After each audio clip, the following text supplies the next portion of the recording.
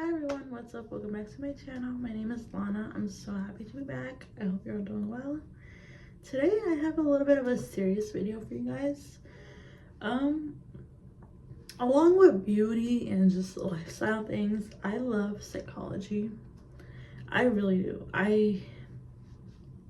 If I can just take a bunch of I don't want to be a psychologist per se, but if I can just take a bunch of classes, just talk to psychologists, I would love that, because I just love the human brain and just how it works, or why we do things the way we do, And recently I watched a little clip on social media from this doctor. His name is Dr. Daniel Amen. He is a psychiatrist, and I think he is it says that he's a celebrity doctor, so I'm assuming his clientele is mostly celebrities. But I'm not sure how he started, because it is a whole process. It's like a medical school and all that. So yeah. And in the video he was talking about how, why is my hair so messy? Sorry. In the video he was talking about how we're raising mentally weak children, and I had to sit with that. For 1 second, because I resonated with that, not as a parent because I don't have kids, but as a child. Because just when you hear about your parents' upbringing and your grandparents' upbringing and just all the things that they've had to go through, just because of where they were born, when they were born, just everything. Our childhood affects us in so many ways, and it's also what you go through, you don't want your children to go through, and etc. Kind of what they call in today's world trauma and all those things. And I was like, I love my family. I love everything. I'm so thankful that for everything that they've given me. But sometimes I do feel like I'm a little bit mentally weak, because I think as parents, in this generation, if you've raised I guess millennial and Gen Z kids, I think millennials are definitely mentally weak. That generation definitely started that. And I don't want this to be controversial, but I just know, I'm a Gen Z and dealing with millennials and my own age group, I just realized how mentally weak we are, because I think our parents they've gone through so much, and they didn't want that to be put on their kids. They wanted their kids to have a little bit of an easier, more sheltered life. And of course, I'm just talking from what I've seen, I've gone to public school my whole life. I've been surrounded by many groups of people from all races, all genders, just everything in between, cultures, just languages, So I can tell that we are a little bit different from our parents and how they were raised, because our upbringing was different. We were 2000, I was born 2001. Basically, we grew up with social media, we grew up with the internet, we didn't know anything else, But I guess millennials were the last cutoff, where it was they've seen both sides of the spectrum of no social media, no internet, and then yes. So yeah. And he said you just overdo for your kids, you're always overdoing for your kids, and that kind of makes them closed off and just sheltered, because there's just I don't gotta deal with the problem, it'll be dealt with on its own. It would just give it up, and I do see that in myself sometimes, because I will say I'm in some ways I'm a strong person. But in other ways I am pretty weak, because I just what's the word, like I just sometimes my emotions get the best of me. Like I just don't want to be here. I just don't want to be here, like, you know, like I'm just gonna go. So yeah, I mean that's not funny. It's not coming from a, you know, like it's more of like an awkward type of laugh, like, yeah, girl. mm. So yeah, and he says like sometimes it's the overdoing is, I think, just subconsciously, like in a way, just like to like bring a parent's self-esteem, which maybe, I mean, because our parents and our grandparents, like they grew up in a generation where they were like problem solving, like they were dealing with their problems head on, not ignoring it, because they grew up in such different ways, because, you know, there was wars, there was poverty, there was homeless. I mean, these are all things still today as well, but especially coming from immigrant families, you know, they had to see a lot of these scary things head on. In some ways even worse than it is in America, because, you know, America is considered you know, a more advanced, just better country, I guess. So yeah, like, you know, coming from a third world country, it is, they just want the best for their kids, and they're like, you know, we don't want to raise our kids, just like treat them all the, like, you know, like don't expect anything. And sometimes I'm like, wow, I kind of wish I was raised a little bit more strict, and just, you know, just sometimes like put in my place, you know what I mean? Because don't get me wrong, I've been punished before. It's not always been like, oh yeah, like you did something bad, like no, we'll give you a cookie. No, it's definitely not been like that.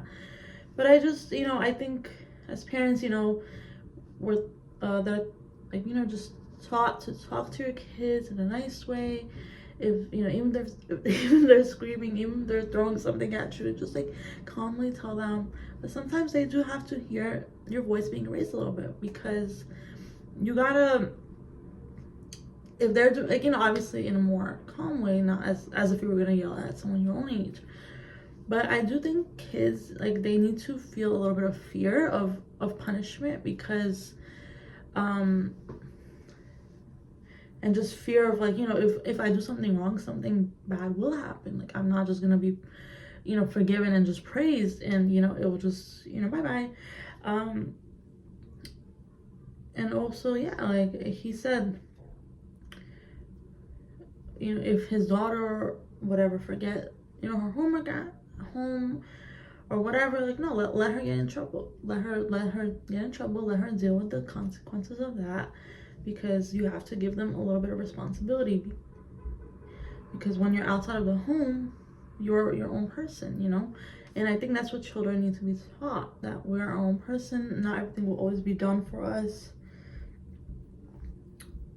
And if someone is, you know, bullying you or saying something bad to you, don't, like, just run away from it. Deal with it. And if someone is just disrespecting you, like, be able to fight back, because it's just, you know, you gotta be able to just speak up for yourself, you know, essentially. And yeah, I mean, he made me think, because I'm like, wow, I just think it's also part of just the world that we live in.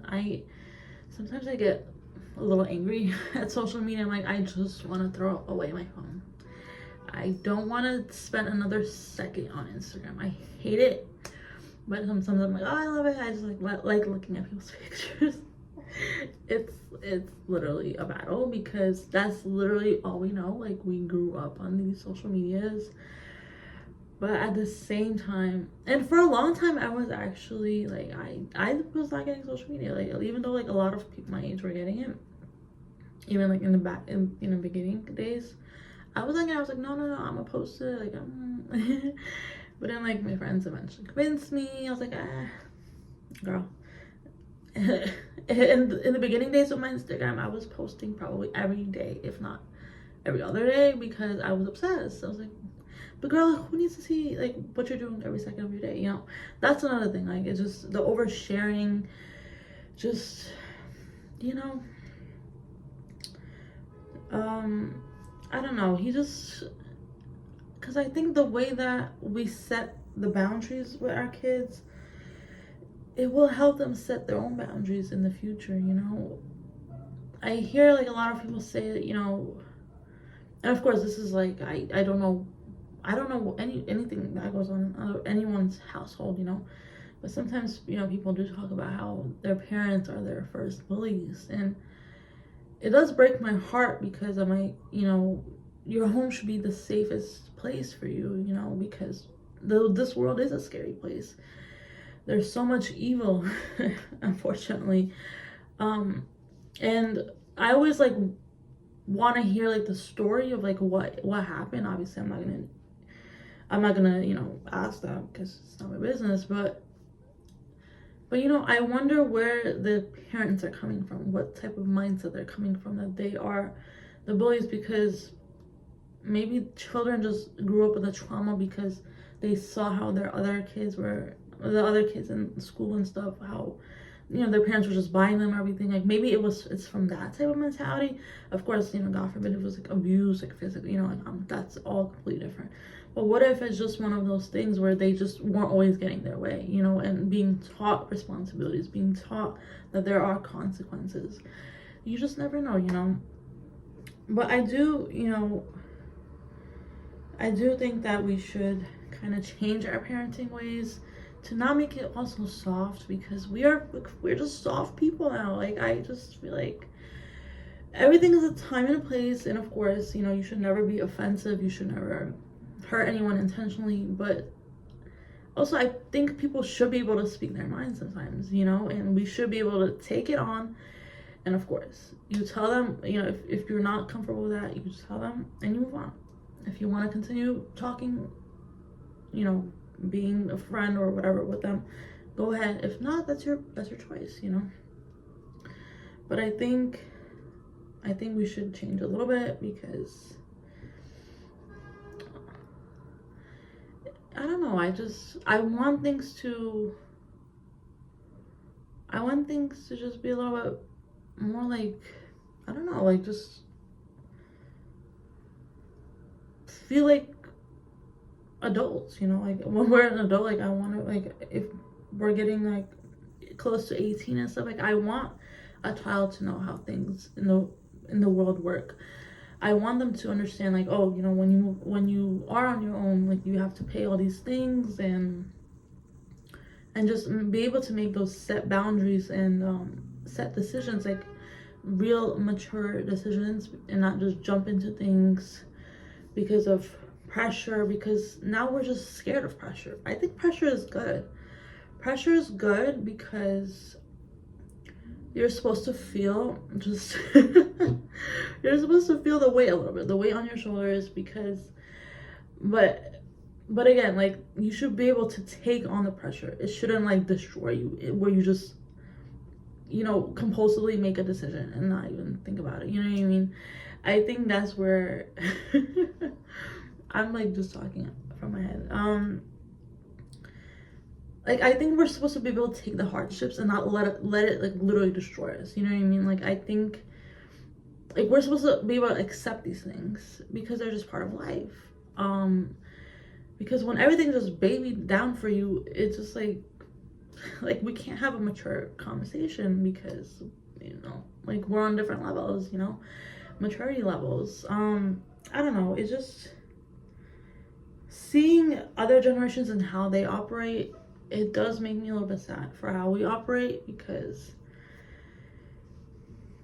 it's like, damn, I do feel like a kid sometimes, because I'm like, you know, I don't know, I do feel like a kid, because it's like, oh, you know, you don't know, it's okay, you know, like, just kind of being dismissed. Even now, like, as a 24-year-old, just being dismissed. I'm like, I'm an adult, like, you know that, like, and let me say that I do dislike how older generations talk about younger generations, because it's like, you were our ages at some point too.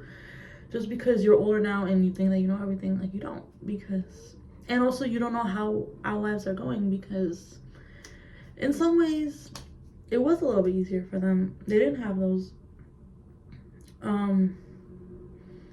it was easier. I think everything comes and goes, you know, everything. I don't think it was necessarily easier, it was just a different experience. And since they did have that mentality, it was easier for them to navigate those problems, those challenges. But now that we are kind of in a different world, it is harder for us to navigate, because just the economy is crazy. People are so different nowadays.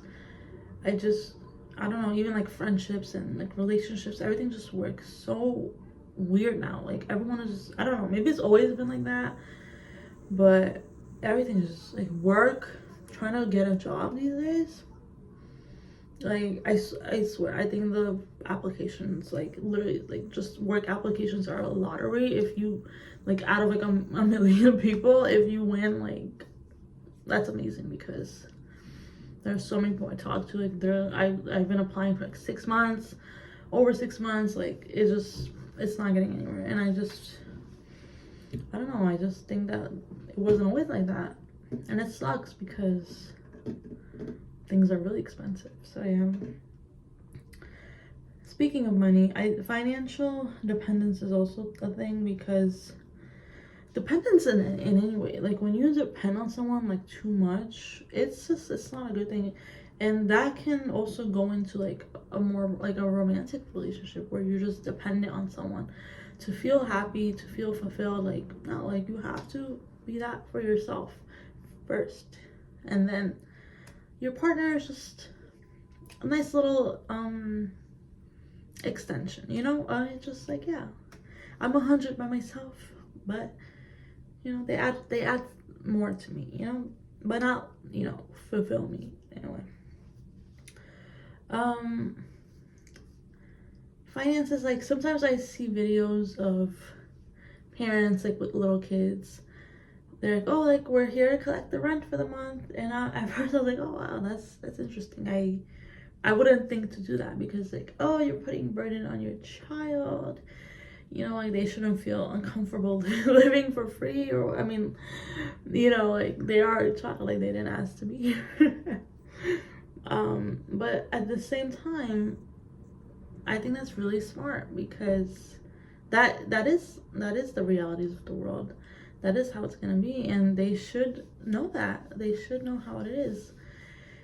And it's just so funny, because my first initial thing was like, oh, they shouldn't feel like a burden, you know, like they should just be a kid, and they're still a kid. That's not taking away from their childhood. They just know that at you know, at the end or beginning of the month, whatever, they have to pay. And that's how, you know, our parents have a home to give to us, our siblings, whoever. And yeah, and even like for like parents with teenagers and stuff, I think nearing the age of 18, especially if your child will be staying home, you know, whether it be through college or whatever, I think it is important to just set aside a little bit of money every month and just collect it for rent, because that is a way for them to kind of adjust to that life, because that will be their life sooner or later, because, you know, as an adult.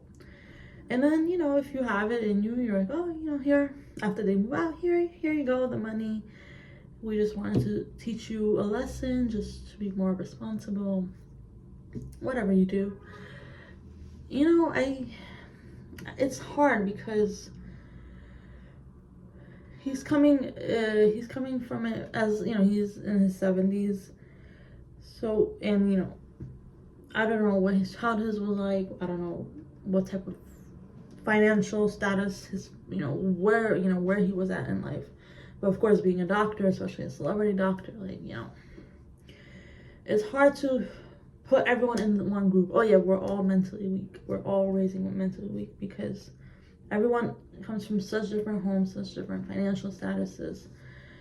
And of course, I'm sure not everyone is, babying their kids, and they don't have the time to do everything for them because they're working, either long shifts or multiple jobs.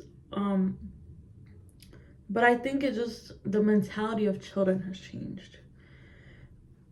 And it's hard to even blame the parents. I think it's just society. I think it's just how everything has switched over to like social media and the internet, like, with the ChatGPT and the AI. I can't tell you enough how many times like these poor kids are being blamed, like being accused of like not being able to write a little paragraph without using ChatGPT. It's like you think that we can't write like a freaking paragraph? Like, that's crazy. I just, people just so quickly assume like a child just can't do anything on their own. And I don't know, it just, obviously I'm not a psychologist, I'm not like in that world every day, but I think we just have to, I know even like in like when kids are babies, like, oh, don't talk, like a lot of people don't talk to them in like a baby voice, but it's like so cute. I know people, people say for like speech reasons, so they're able to hear like the sounds and stuff, and because kids do learn how to speak and just from the sounds that they hear around them and the way that we talk to them. Obviously, a baby voice is cute, some here and there. But sometimes people are like, no, don't use that baby voice. Like, talk to them stern, talk to them as if you're talking to someone your own age, So yeah, I don't know. He just got me thinking, because in some ways I understand where he's coming from. In other ways, maybe it's just different life experiences just have in a way like force parents to be this way, because they just want the best for their children, but they don't understand that it's not always the best for them, because how are they going to learn? How are they going to learn to be an adult? How are they going to learn that this world is not always so black and white, that there's in-betweens, and we should be able to work through those in-betweens, to advocate for ourselves, to speak up when need be, but also know when you just kind of have to let it go and just keep pushing, so yeah, I don't know. It just, I think we do have a lot of challenges these days. It's like, I don't know, but I do want to be, I think honestly the best way to even like make a little change in children's lives is to take away social media. But I don't think that's going anywhere, because I mean it's making a lot of money to the industry, and they're not about to lose all their money. Some people say don't even give your kids TV. Like, don't make them the iPad babies. Like, no, like if they're bored, they have toys to play with. Why are you giving them, the TV, the iPad? And in some ways I'm like, sometimes a mom can't even get up to use the bathroom. At least like when the TV is on, like, that they're just glued to the TV. But it's just, I don't know, there's no winning. It's such a experience that until you go through it yourself, you just don't know what you're gonna do. And when you're in it, you're just doing what you think is best. So yeah, it's just, I don't know, it was just something to think about. If any of you guys have any thoughts about it, definitely let me know. Like I said, I love psychology. I just love what it teaches us. And yeah, I mean, mental health has come a long way. Before it was, people were just called crazy and that was it. But there's such a deeper meaning behind it, and it affects people in so many ways, and a lot of it does start in childhood and even before a person is born. A lot of people do say it's like genetic factors as well. Who knows? The research is still going on, but yeah, it's definitely, I think it's helped people understand themselves better and be able to go through life kind of in a more sane way. like I'm not crazy. I just need to take these steps. I maybe need to talk to someone, maybe I need to take something. But childhood is like an interesting aspect of someone's life, is like for parents and for kids, because you're both just learning. You're literally on this journey for the first time, even if it's not your first child. Like every child is so different, and every experience is so different as well. So yeah, thank you so much for watching. If you have any comments, definitely leave them down below. I don't know, it was just something, it came to my mind because I was like, wow, like, yeah, that makes sense. So yeah, thank you so much. Have a great day. Bye.